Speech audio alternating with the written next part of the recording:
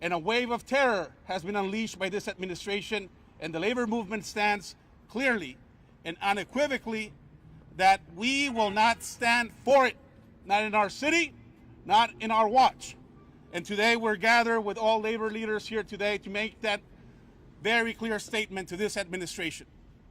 You come for one of us, you come for all of us. That's right. You come for one of us, you will come for all of us. And we will not stand it. We will not stand and we will fight shoulder to shoulder with our brothers and sisters. I want to invite our leader, Bridget Browning, who heads the Labor Council for San Diego and Imperial County. Bridget, thank you for being here. Good morning. I'm proud to stand here. We are with the Labor Council. We represent 200,000 workers in both San Diego and Imperial counties, the majority of whom are immigrants. What's been happening here at this courthouse, what happened in South Park, what happened outside of Padres game is not enforcement, it's terror. Agents in military garb acting like San Diego is a war zone. They handcuffed workers, they fired explosives near families, and they've left workers and families trembling. This is what happens when politicians treat human beings as if they're targets. These raids aren't just about immigration, they're about power. When ICE drags a cook or a street vendor with no warning, it's a message to every worker, you're disposable. But let's be clear, our economy depends on those workers. They cook our meals, they clean our hotels, they built this city. Terrorizing them is terrorizing all of us. Trump's playing a long game. He's testing how far he can push using ICE as his personal army to scare workers into silence and send them to concentration camps. Why? Because terrified workers don't demand raises. Divided workers don't unionize. When they've crushed the most vulnerable, they're gonna come for the rest of us. Right now, parents are afraid to drop their kids at school. Workers are not going to work. Businesses are losing staff. This is what law and order really looks like. Communities torn apart while Trump's billionaires get richer and richer off our fear. We won't be terrorized. We're fighting to free every detained worker. We're warning every politician, stand with workers or get out of the way. When the neighbors stood in those streets yelling, let them go, that was real power. That's what San Diego that we should all join, not fear, but solidarity. Thank you.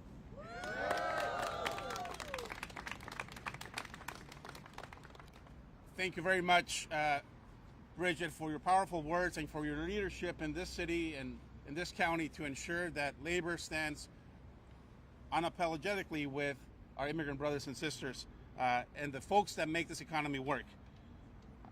I am proud to introduce now a tremendous faith leader that has been standing with workers for many, many years, Reverend Maria Santa Cruz from the Evangelical Lutheran Church.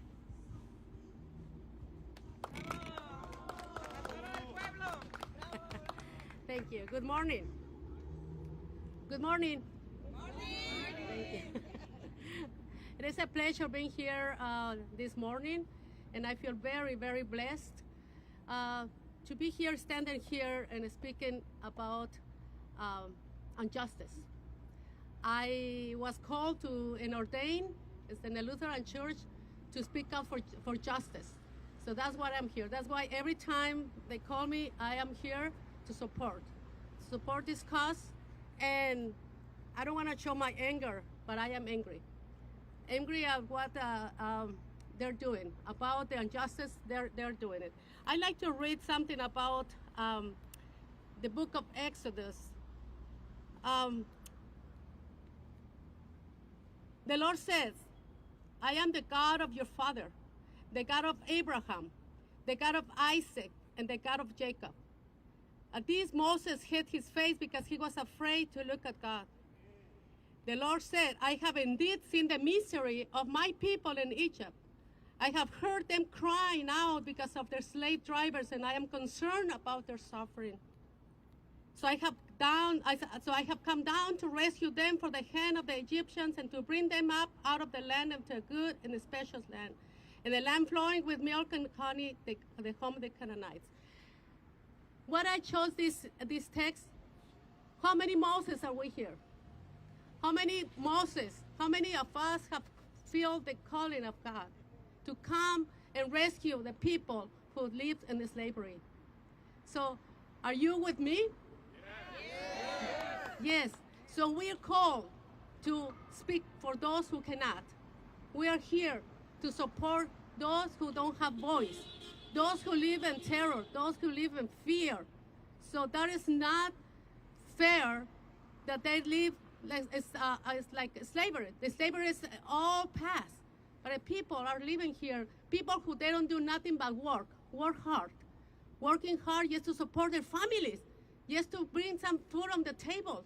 What do they have done wrong? Nothing. What happened in South Park at the restaurant is not acceptable. What happened in Mission Bay is not acceptable. Now people cannot just go, not even to work. People cannot go to have a little bit of fun after they work. That is a shame. It's a shame of people who do that. So I invite you to please, don't hesitate to call others. Don't be afraid. Don't be afraid. Just fear God if we don't do what God is calling to do. I belong to a Justice Overcoming Boundaries. So we speak out for justice. We speak up we break boundaries. Because those who do not respect, we have to show this respect. We have to show respect, but also we have to show that we're here to speak up for justice and to show that God is not sleeping. God has not forgotten for those people. God is still present. God is still active and through us. And we have to show them that we are still alive. And we are not fear, like Christian said, we are here. If they come for one, they come for all of us, right? Thanks be to God, and thanks be to God for this moment. Thank you. Thank you very much, Reverend, for your powerful words. I want to invite a tremendous leader of working families across the state of California who's championed the issue of immigrant workers and who's made it absolutely clear that the labor movement stands with immigrant communities, and immigrant rights are union rights, and immigrant rights are worker rights. So when we say that if they touch a worker, they touch all of us, we mean it. And today, this show of power is to send a clear message to this administration. We will fight back. We will fight back with everything that we have. And we know the power that they have. They showed that force against civilians just a few days ago in South Park. But that cannot be the new normal. And Lorena Gonzalez has made that very clear. It's my pleasure to invite our leader, Lorena Gonzalez.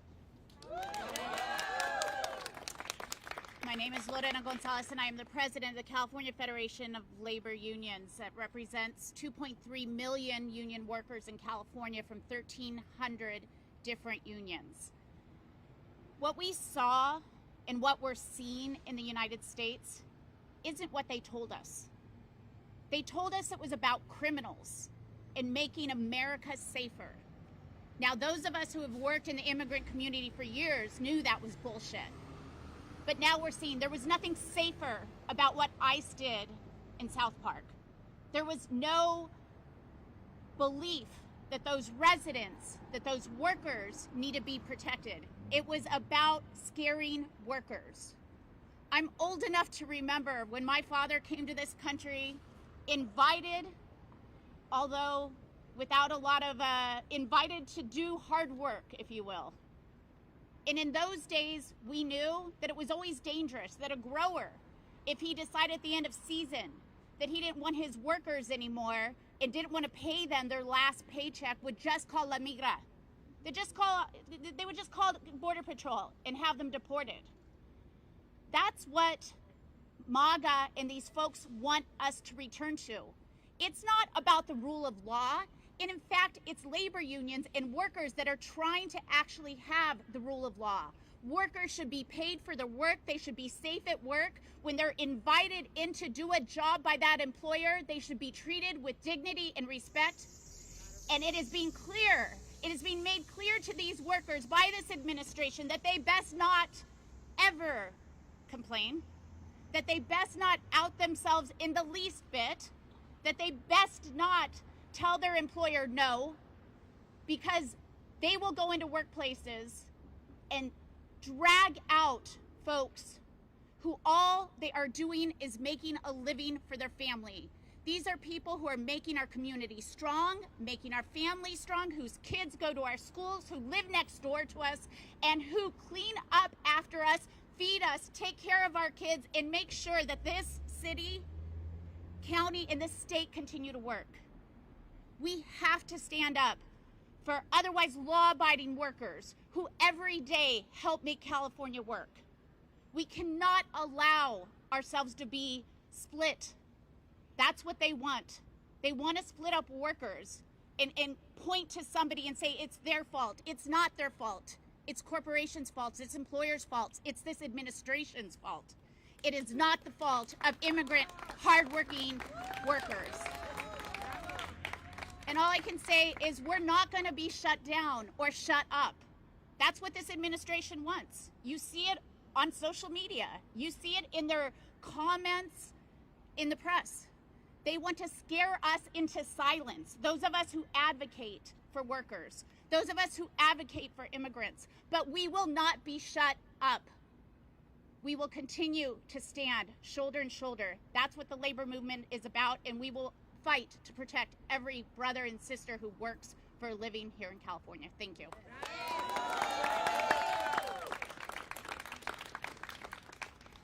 Thank you very much, Lorena, for your words.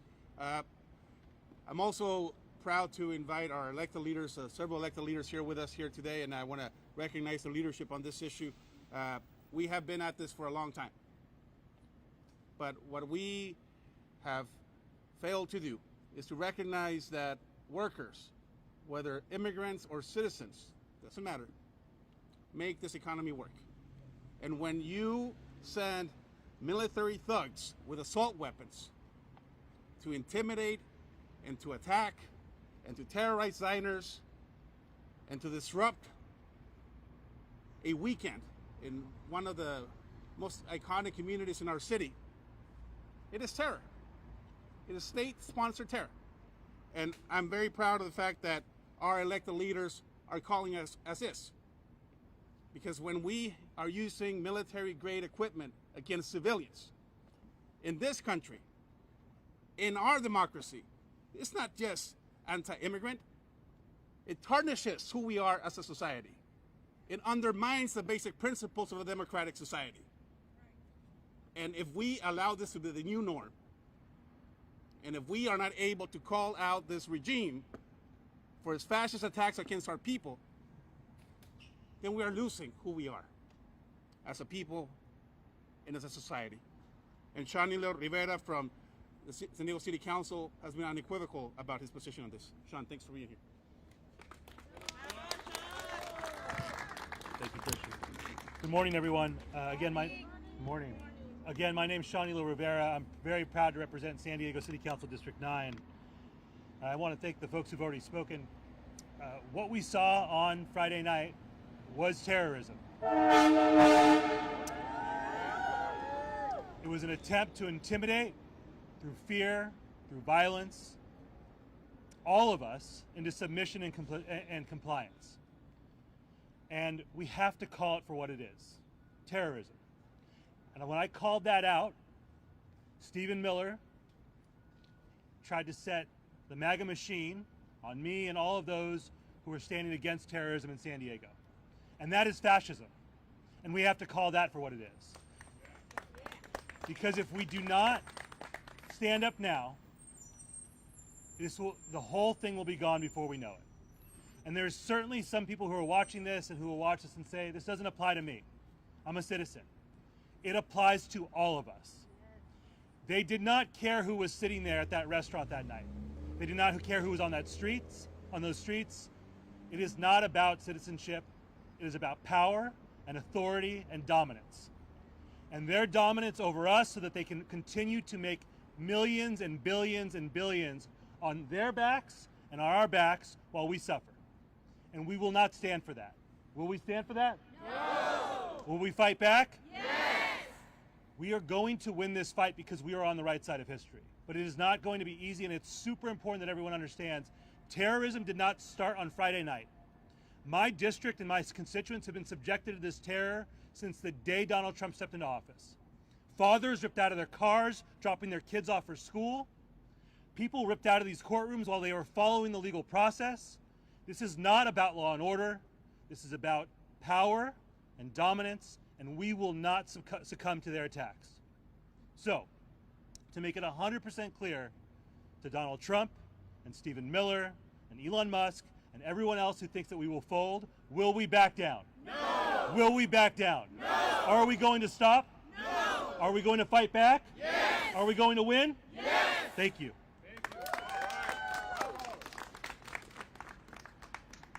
Thank you very much, Council Member, for your words. It's important to note that community leaders have been, as the Council Member mentioned, have been responding to calls of raids and attacks on immigrant communities and non-immigrant communities alike throughout our county. And the San Diego Immigrant Rights Consortium has been at the forefront of making sure that our communities are aware of what their rights are, have the resources that they need, and equally important, to document the egregious attacks that our community has been suffering since Donald Trump came into office. And the chair of the San Diego Immigrant Rights Consortium is with us here today, Ian Ceruelo. Ian.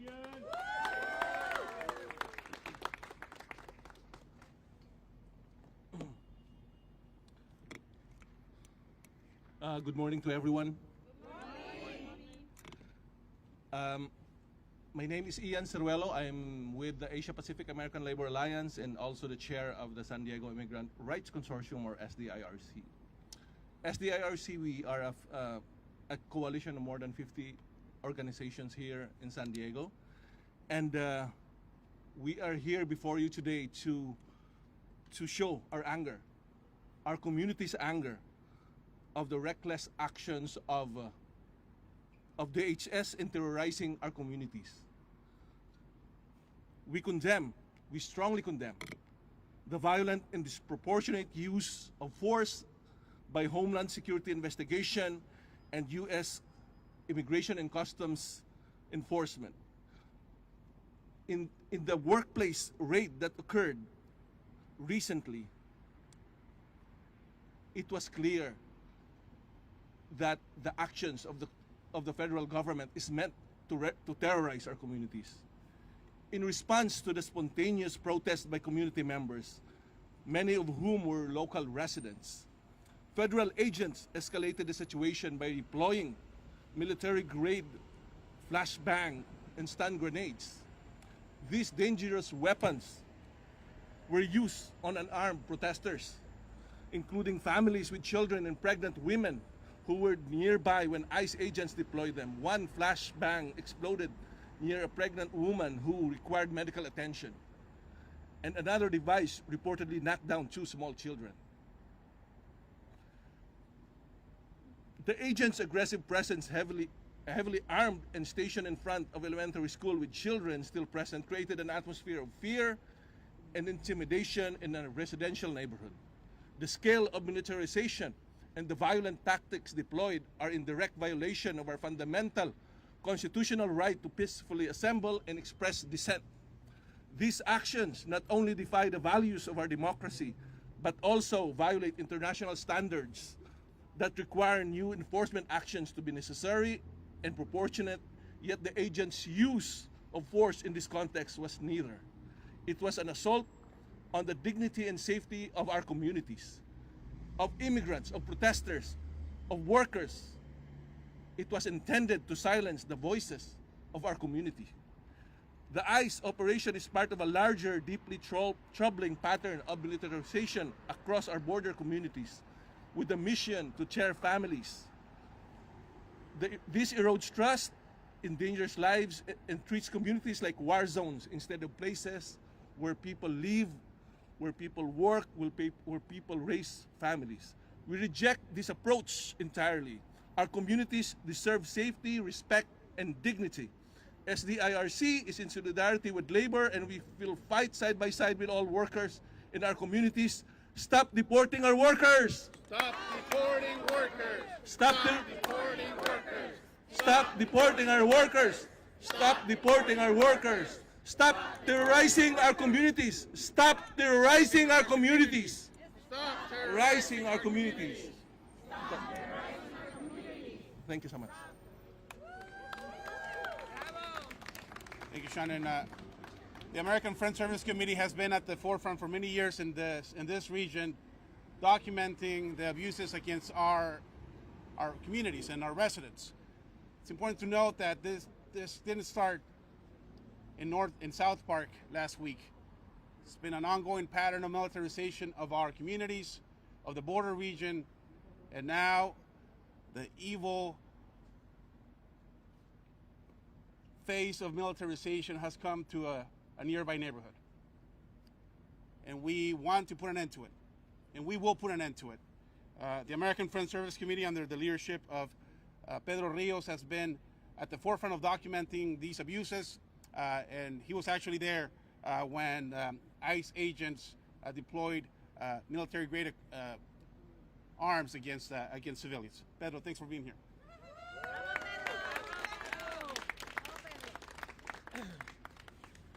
Thank you, Christian.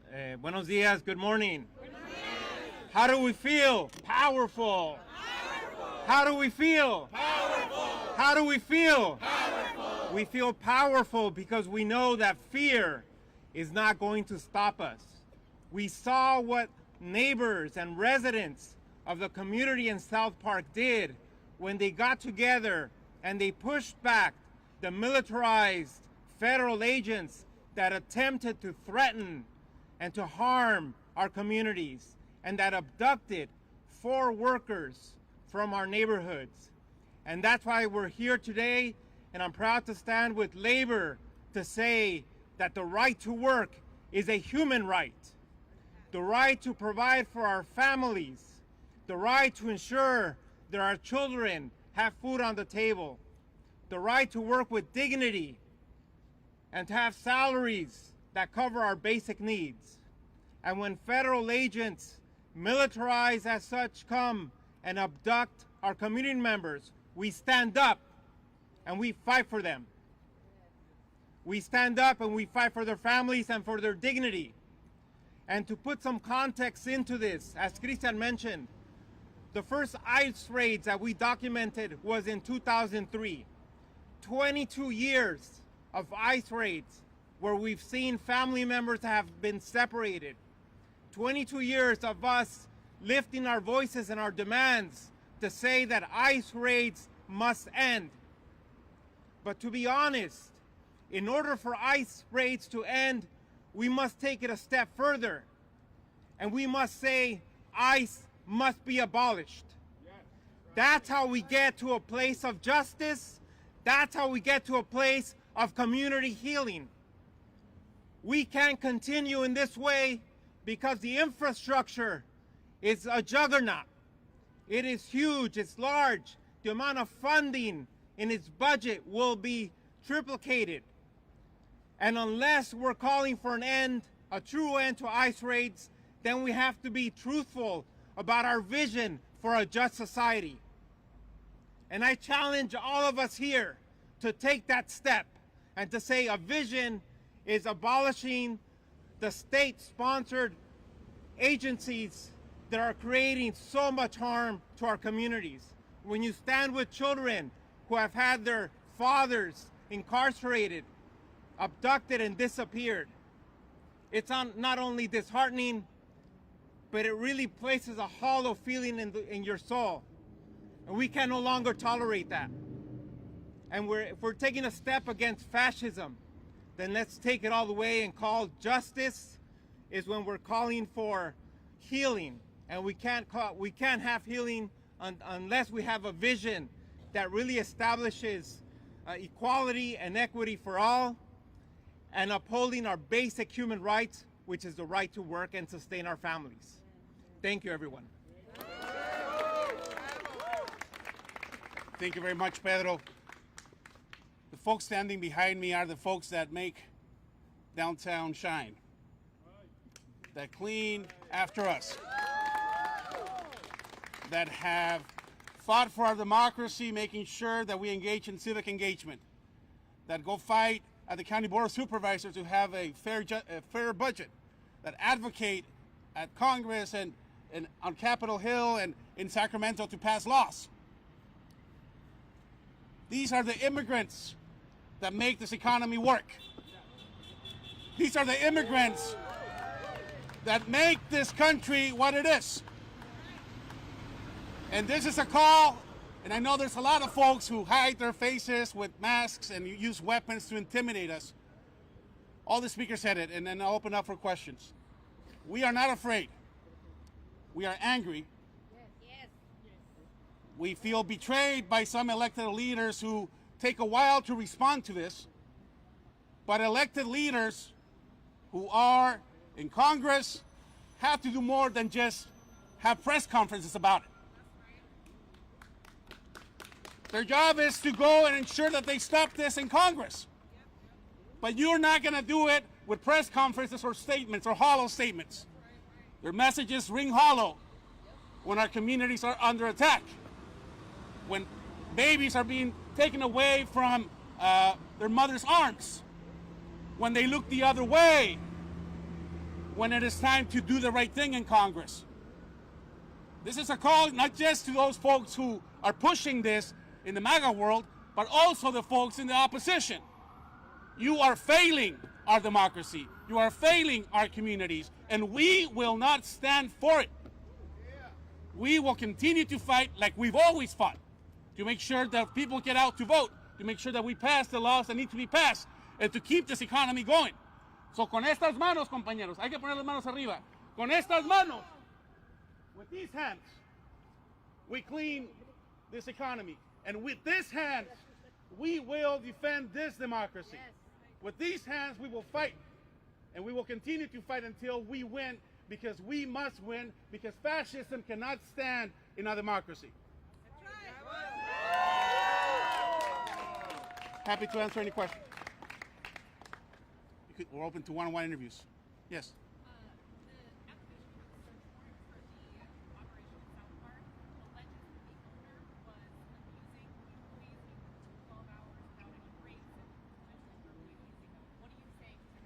Well, look, you know, wage theft is a real issue, you know, and I'm not exactly sure what happened in that particular establishment. I can't speak to it. But if the premise of using soldiers with assault weapons is to protect workers from wage theft or exploitation, what kind of upside world do we live in? If anything, should have the Department of Labor, the Labor Commissioner, conduct an investigation, lean on our local Office of Labor Standards that we have in our county and our city. We have mechanisms to ensure, we have a lot of organizations here to ensure that workers who are exploited, and again, I'm not sure what's happening in that particular establishment, but if the premise and the justification to use military-grade equipment to deploy soldiers who hit their masks, who hit their faces with masks, is to protect workers from wage theft or exploitation, it is one of the most outrageous and ridiculous justifications to use the kind of military tactics that were used against civilians. It is shameful. They did find, though, that almost 50% of the workers there had falsified paperwork before they went in there. Look, again, I'm not going to comment. I don't know what's happening in that particular establishment, but we have to come to terms with our own hypocrisy in this society. And until we do that, we're not going to be able to address the real issues here. It's no myth that this country has grown dependent on undocumented workers for decades. It's the reason why both Democrats and Republicans have agreed to not pass a pathway to citizenship, because they feel that if we keep workers terrorized and hanging by a thread, that they're easy to exploit. So companies are making a profit, a whole lot of money, on the backs of workers. These are the folks that the lunch that we're going to have later today was picked by undocumented workers. And it's no secret. It's no myth. So until we come as a society to terms with our own hypocrisy, and until we stop using this notion that somehow working is a crime, that somehow washing our dishes after we have dinner is a crime, that somehow ordering food from a waiter is a crime, until we come to terms with that and deal with our own hypocrisy that this economy has been built on the backs of hard-working immigrants, and now we unleash soldiers to attack them. It is hypocrisy to the cruelest of stages. So I think this premise, and I want to just put an end to it, this premise that somehow workers are committing crimes because they're working, it is outrageous. It is outrageous. I just want to call attention to something. Everything the Christians said, and then falsifying documents. They sent masked, armed troops into a neighborhood with high-grade military weapons for fake papers. The suspicion of fake papers, that is crazy. That is terrorism and that is fascism. So the idea that suspecting someone of using fake documents, are those documents going to kill someone? Those documents going to make somebody die? Absolutely not. We cannot stand for that. And if they had half the interest in ensuring the documents were real that they did for the billionaires who are cheating on their taxes, as they did for the workers who are making our economy run, this whole entire country would be better off for it. So do not pretend for a second. Nobody here should fall for that. It is a lie. It is an absolute deceptive tactic to distract from the fact that they're trying to terrorize communities. That is absolute and utter bullshit. Look, the solution is clear, and it has been clear for many, many decades. We've offered in 2006, almost 25 years ago, is that right? Is my math right? 20 years ago? A long time ago. We've offered a bipartisan pathway to citizenship, a bill that both Democrats and Republicans agreed. Now, it wasn't a perfect thing, but in this country, until we recognize that workers should have a pathway to citizenship, not because they're begging for it, but because they built the economy of this country on their backs. That is the solution. The solution is not thugs with their faces hidden with masks and assault weapons being deployed into South Park. If that is the solution to deal with immigrant workers, what kind of a country are we? The solution has been on the desk of Congress people for over 2 decades, and they refuse time and time again to pass a pathway to citizenship to workers. Instead, this administration is taking those statuses away from people and are sending troops into our neighborhoods. So it is, and we urge the media to ask the tough questions. Members of Congress cannot just speak about this issue. They must act on it, regardless of what side of the aisle they're on. That is what we are demanding. We are demanding to ensure that the agents that use military-grade weaponry against civilians in South Park are investigated and are held into account. We are demanding that those workers that were held and were abducted, that their rights are protected, that they have counsel. That's what we're demanding. And we're asking you to ask those tough questions to members of Congress. Any other questions? If not, we're open to one-on-one interviews. Thank you very much.